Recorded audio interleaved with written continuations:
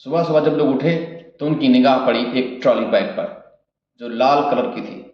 लोग आपस में बात करने लगे, अरे भाई, ये ट्रॉली बैग अभी तक तो नहीं था यहाँ पे, आज कैसे आ गया।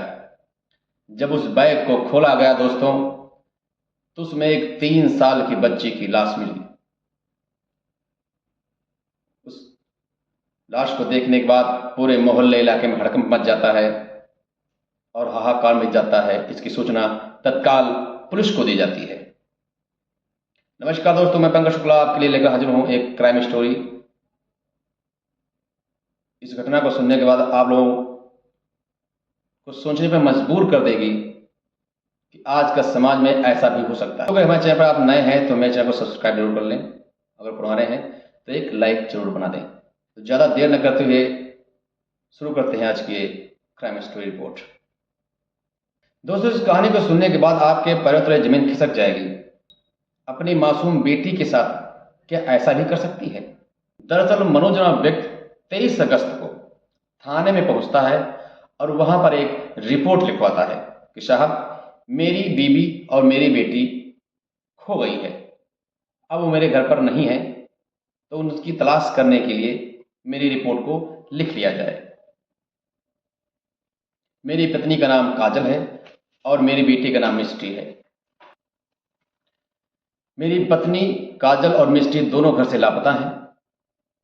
मैंने पूरा इलाका छान मारा है, सारे इलाकों को देखा है, लेकिन उनका कहीं भी पता नहीं चला है।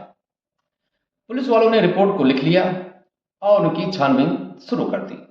पुलिस वालों ने सबसे पहले छानबीन उनके घर पर ही शुरू की कि कहीं घर के से कुछ सुराग ऐसा मिल जाए जिससे उनका कोई पता चल सके। जब घर की तलाशी कर रहे थे, आसपास छानबीन कर रहे थे, तो पास के ही एक खाली प्लॉट में एक लाल कलर का ट्रॉली बैग दिखा। पुलिस वालों को शंका हो गई, तो उस बैग को जब खोला तो उसमें मिस्ट्री की डेड बॉडी कटी हुई मिली। पुलिस वालों ने तत्काल उस बॉडी को बरामद किया और पोस्टमार्टम रिपोर्ट के लिए भेज दिया। दोस्तों, अब काजल की तलाश शुरू होती है। पुलिस वाले ने मिलकर काजल की खूब तलाश की, सारे रिश्तेदारों में, दोस्तों में, गांव में, मोहल्ले में सब कुछ चेक किया, लेकिन काजल का कोई अता पता नहीं था।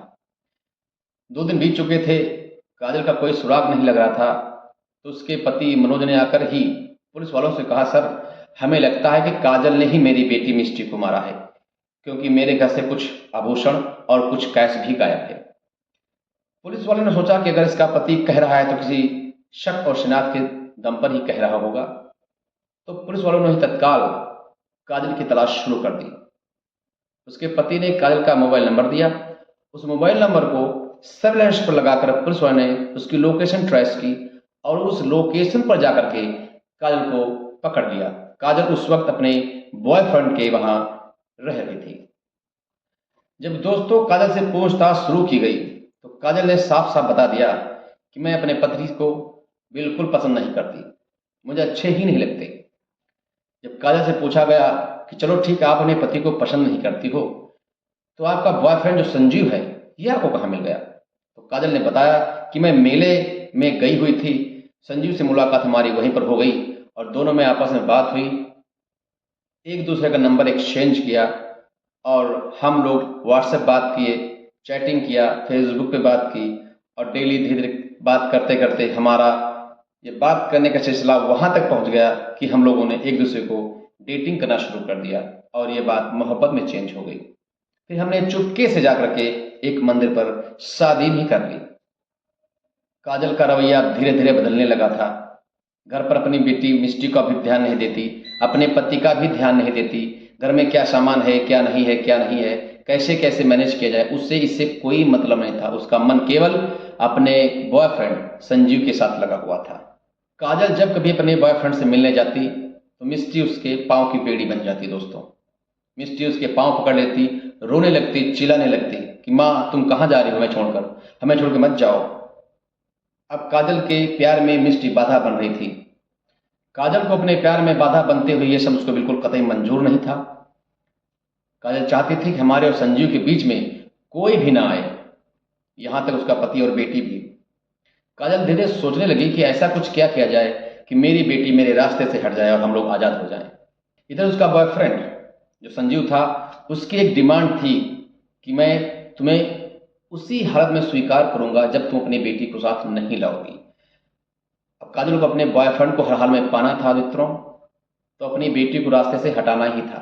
काजल क्राइम रिपोर्ट देखती थी, क्राइम रिपोर्ट में किस तरह कैसे क्या कहता है, उसके आधार पर उसने मिस्टी को समाप्त करने की योजना बनाई।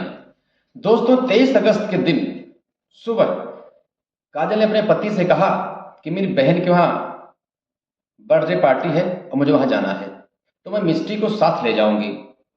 आप लोग अपने काम पे निकल जाओ और शाम को मिलते हैं।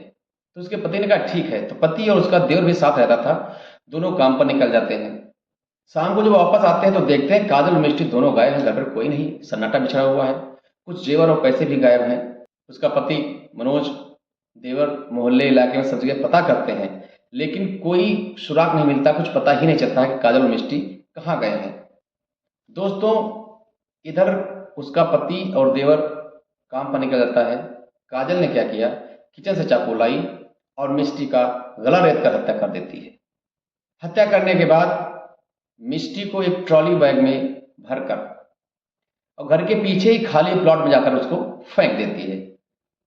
अब काजल क्राइम रिपोर्ट देखती थी, उसमें सब कुछ बताया गया था कि सबूत मिटाने के लिए क्या क्या करते हैं। तो उसने पानी गर्म किया, पानी गर्म करने के बाद सारे गंदे कपड़े जो खून से सने हुए थे उनको उसमें उबाला और साफ कर दिया। हाथ पैर अपने जो गंदे हो गए थे, खून से सने हुए थे, वो भी समाप्त किया।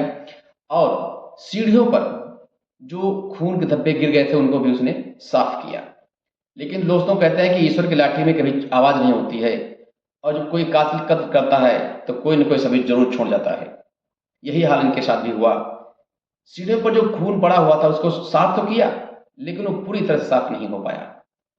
इधर पुलिस छानबीन करने के लिए घर पे तलाशी कर लेती है, तो वहां पर खून के कुछ धब्बे दिखाई देते हैं। उन खून के धब्बों को वो टेस्ट लैब में पुलिस भेज देती है जानकारी के लिए। काजल ने सारी घटना को पुलिस के सामने खोल कर रख दिया।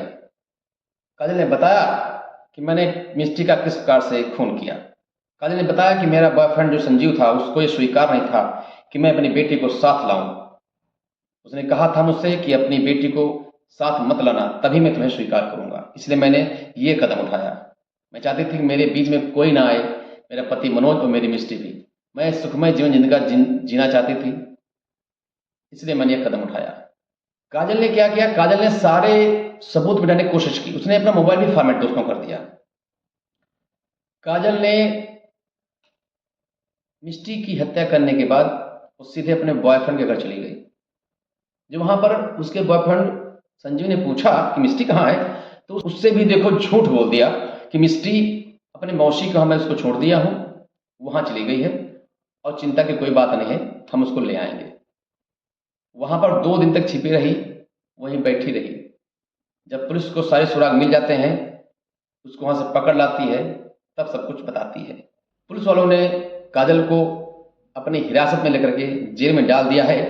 उसका जो पति मनोज है वो इधर उधर रो रहा, भटक रहा है और न्याय की गुहार लगा रहा है। कह रहा है जिस प्रकार से मेरी मिस्टी को उन्होंने बेरहमी से मार डाला है, मैं चाहता हूं कि इसको भी कड़ी से कड़ी सजा मिले, जिससे उसको एहसास हो कि जो मैंने किया है ये एक गलत काम था, नहीं करना चाहिए था। दोस्तों, एक माँ हत्यारन कैसे बनती है दोस्तों, आपने अपनी कानों सुना, आंखों से देखा। इसी शब्दों के साथ अपनी वाणी को देंगे विराम। नमस्कार, धन्यवाद।